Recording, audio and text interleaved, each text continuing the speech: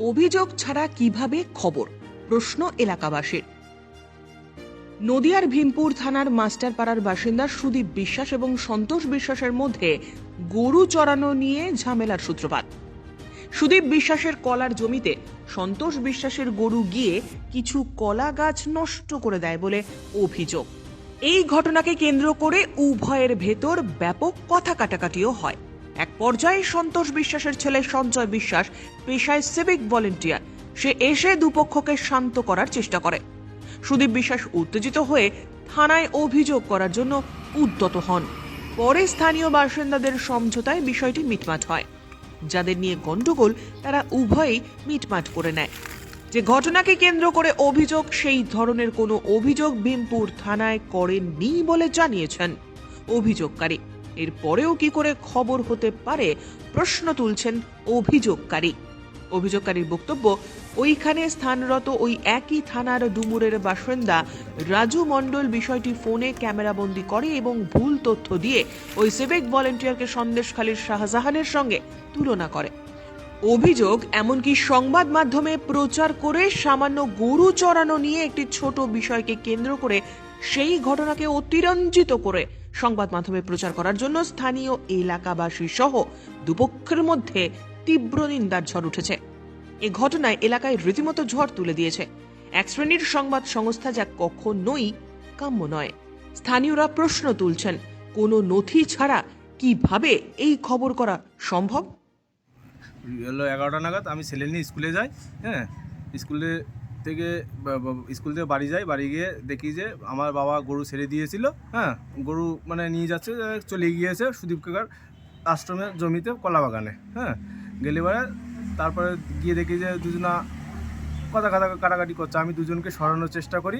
হ্যাঁ, সুদীপ কাকা মনে করছে যে আমি হয়তো কাকাকে ধাক্কা মারছি কিংবা বাবাকে ঠেকানোর চেষ্টা করছি, এরকম একটা ওই পজিশন তৈরি হয়। তখন সুদীপ কাকা বলে যে আমরা থানায় যাব, গিয়ে কমপ্লেন করব। তখন আমিও থানায় যাই বাবাকে নিয়ে গিয়ে। স্থানীয় কিছু লোকের মাধ্যমে আমরা সমস্যাটা সমাধান করে নিই এবং আমি বলি আর গরু কোনোদিন যাবে না, এই বলে আমরা দুজনা সমস্যার সমাধান করে নিয়েছি। কোনো এফআইআর হয়নি। তারপরে ওখানেই রাজু বলে একটা ছেলে ছিল। হ্যাঁ, আমার ক্যামেরা করছিল। তারপরে ক্যামেরা করতে করতে তুলে নিয়ে গিয়েছে। তারপর আজকে দেখি যে এই আমাকে শেখ শাহজাহানের সঙ্গে তুলনা করা হয়েছে। আমি তো সামান্য একটা সিভিক ভলেন্টিয়ার, আমার সামান্য 9,000 টাকা মাইনে পাই। হ্যাঁ, আমি একদম নিম্ন মধ্যবিত্ত ঘরের ছেলে। হ্যাঁ, এমনভাবে যে করা হলো আমি খুব মর্মাহত এবং আমি খুব দুঃখ প্রার্থী। আমার মাথায় কোনো কাজ করছে না। আমি চাচ্ছি যাতে এই ঘটনাটা পুনরায় আর না দেখানো হয়। হ্যাঁ, আমি এরকম আমাকে তদন্ত করে দেখুক, আমি কেমন ছেলে, লোকাল মানুষের কাছে শুনুক। আমার যে মহাকাল আশ্রম ভীমপুর, সেই মহাকাল আশ্রমের সঙ্গেই আমার যে কলা বাগান এবং রবি শস্য বাগান, সেই কলা বাগানে দীর্ঘদিন ধরে গরু বাছুর দিয়ে সেই কলা গাছের অত্যাচার হতো এবং কলা গাছের বোগ, কলা গাছের পাতা এবং কি কলা অবধি চুরি হয়ে যায়। আমি একজন সাধক মানুষ, তো যাই হোক, সবসময় থাকতে পারি না। এই নিয়ে আমাদের মধ্যে একটা বচসা হয়েছিল গতকাল এবং সেটা প্রায় থানা অবধিও গড়িয়েছিল এবং আমরা নিজেরা দুইজনা মিলে সেই সমস্যার সমাধান করি এবং যে অভিযুক্ত অর্থাৎ সঞ্জয় বিশ্বাস, সে আমার পুত্র সম। তো সে বলেছে যে আমার ভুল হয়েছে, তা সেই কারণে আলাম ঠিক আছে, এরকমভাবে আর কারো করিস নে, ক্ষতি তো করা ঠিক নয় কারণ। তো যা হওয়ার হয়ে গেছে, আমরা সবাই ছেলে বাবা সেই সম্পর্কেই থাকবো, এরকম যেন আর কোনো দিন না হয়। সেও এই কথাটা বলেছে, আমিও সেটা বলে এবং সেটাকে আমরা মিউচুয়াল করে নিয়েছি যাতে পরবর্তীতে এরকম কোনো অসুবিধা না হয়, সে কথা সেই বলেছে।